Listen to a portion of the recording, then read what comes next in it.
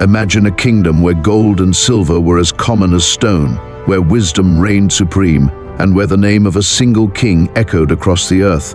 His knowledge surpassed that of all men before him, his wealth outmatched that of entire nations, and his rule brought prosperity, peace, and splendor unlike any the world had ever seen. He was Solomon, the son of David, the chosen king of Israel, the man anointed with divine wisdom. Rulers from every corner of the earth sought his counsel. The Queen of Sheba traveled far, bringing with her riches beyond measure, only to leave in astonishment, declaring that the tales of his greatness had not even told half the truth. 1 Kings chapter 10 verse 1 to 9. His kingdom flourished, his people rejoiced, and the temple he built stood as a testament to his devotion to the Lord. Beneath the golden crown and the flowing robes of splendor, beneath the wisdom that astonished kings and queens, there lay a weakness, silent at first, like an ember in the dark, but growing stronger with every indulgence. A weakness that would one day consume him and bring his kingdom to the brink of ruin. The man who had it all, the man who had been given everything, would in the end lose what mattered most. This is the story of Solomon, a king who rose in wisdom but fell in desire, a cautionary tale of devotion, temptation, and the fragile nature of the human heart. Stay with us as we journey through the life of Israel's greatest king. Be sure to like, comment, and subscribe for more powerful biblical stories, and share this video so others may learn from Solomon's triumphs and mistakes. Now, let's begin this journey together, diving deep into the life of Solomon to uncover the triumphs, the temptations, and the lessons that still echo through time. The sun dipped low over Jerusalem, bathing the golden temple in hues of amber and crimson.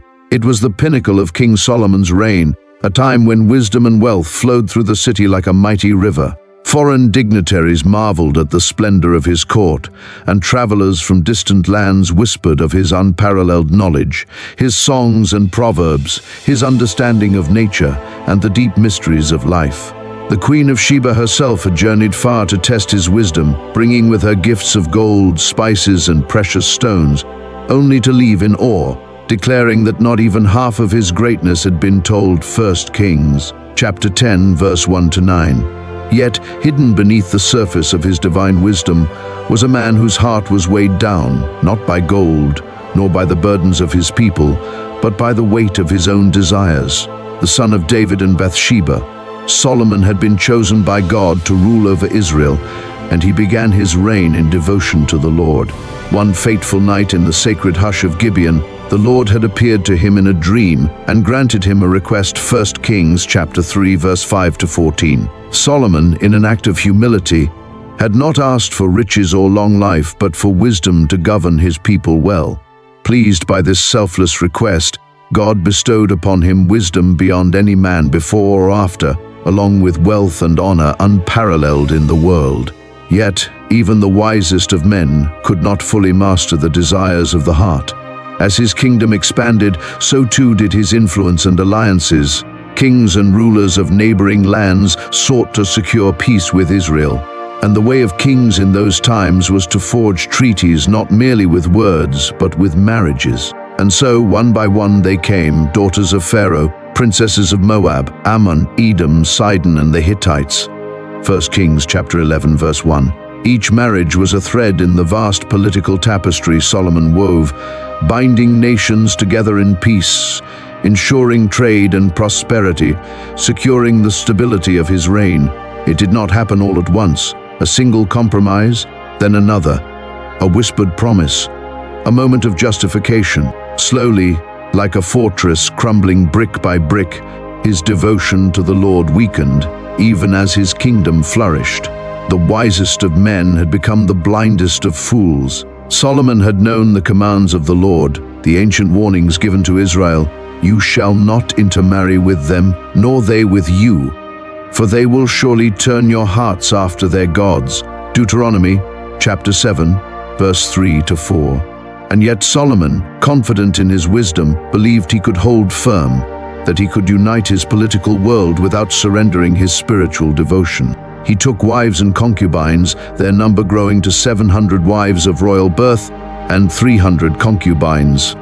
1 Kings chapter 11 verse 3. The courts of the palace became a mosaic of nations, filled with voices speaking in foreign tongues, adorned with the customs of lands beyond Israel's borders.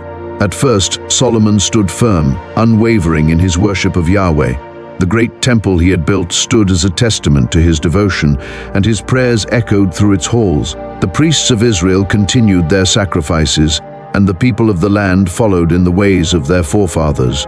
But as the years turned, so too did the affections of his heart. Love, desire, and the whispers of his wives began to draw him away. They came to him not only with beauty, but with the gods of their homelands. They did not demand he forsake Yahweh outright. No, that would have been too bold. Instead, they asked for small gestures, a shrine here, an altar there, harmless tributes to honor their heritage. And slowly, like a river carving its way through stone, they wore down his resolve. The wisest of men had become the blindest of fools. On the high places of Jerusalem, incense curled toward the sky in honor of foreign deities.